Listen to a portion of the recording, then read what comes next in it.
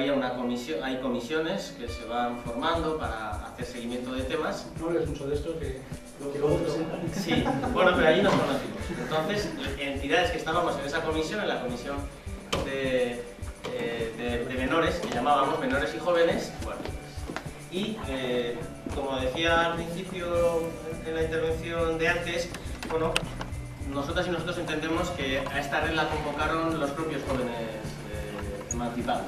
Ellos son mayoritariamente chicos, en todos los casos, ¿no? Cuando llegan jóvenes, mujeres, pues llevan una situación muchísimo mayor de vulnerabilidad todavía.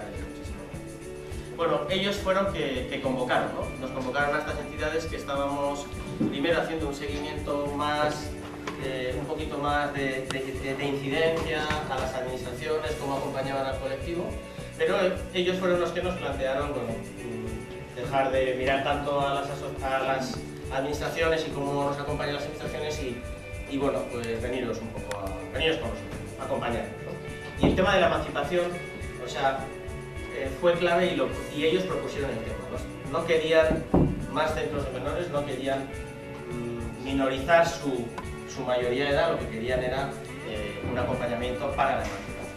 Yo diría que tanto el proyecto como la centralidad de la emancipación y de acompañar a esa emancipación y no a la minorización, etc. Bueno, pues ellos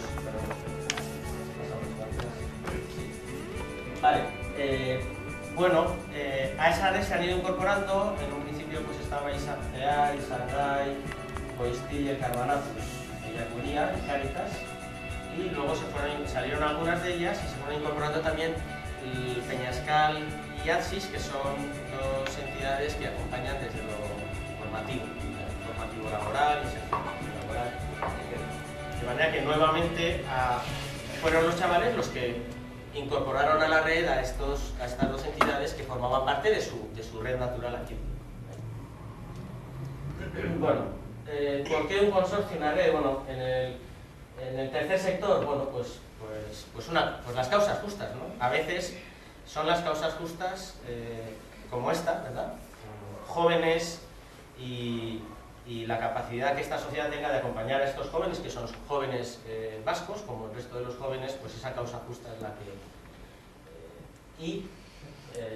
a veces las redes lo que nos permiten es un compromiso más radical con estas causas justas, quizá más radical, más gratuito con estas causas justas, ¿no?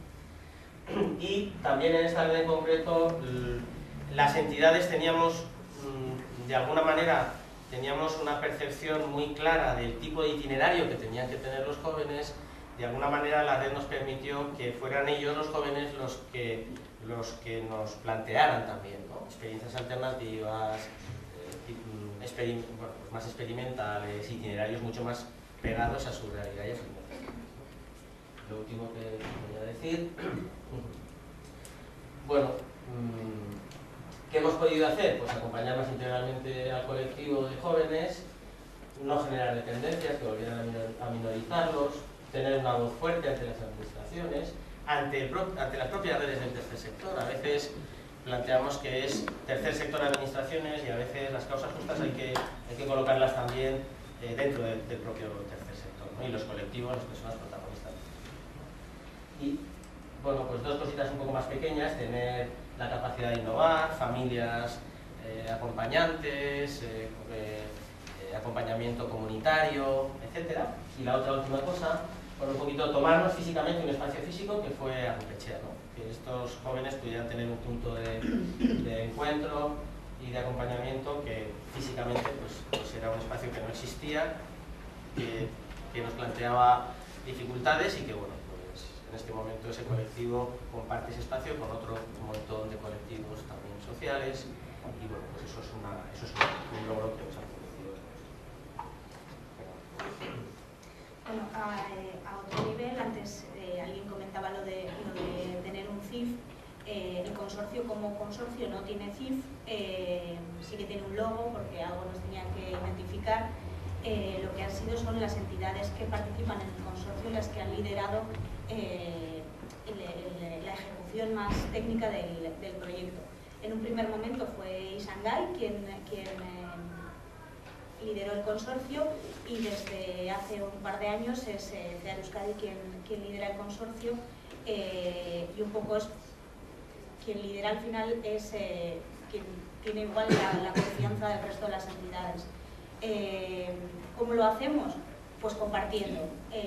Realmente lo compartimos casi todo. Sí que es verdad que hay una estructura de una comisión ejecutiva y una comisión técnica, pero realmente lo que hacemos es compartir los recursos. Tenemos financiación pública y privada, la gestiona en su totalidad la entidad líder, pero luego sí que el resto de las entidades ponen en especie, vamos a decir, recursos técnicos y humanos.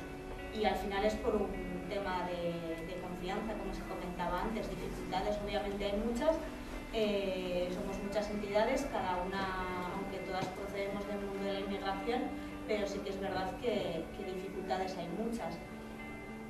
Pero lo que nos une al final son más las cosas positivas que lo negativo. Coordinar 7 entidades y que cada uno esté de acuerdo, pues bueno, pero al final siempre encuentras un punto en común. Bueno, esos son algunos datos que habíamos preparado, según los que está en el PowerPoint. Lo que sí que es verdad es que al final lo que ha hecho el programa es tener un éxito, porque al final sí que muchos chicos que estaban abocados a la exclusión pues han encontrado un itinerario que seguir y lo continúan haciendo.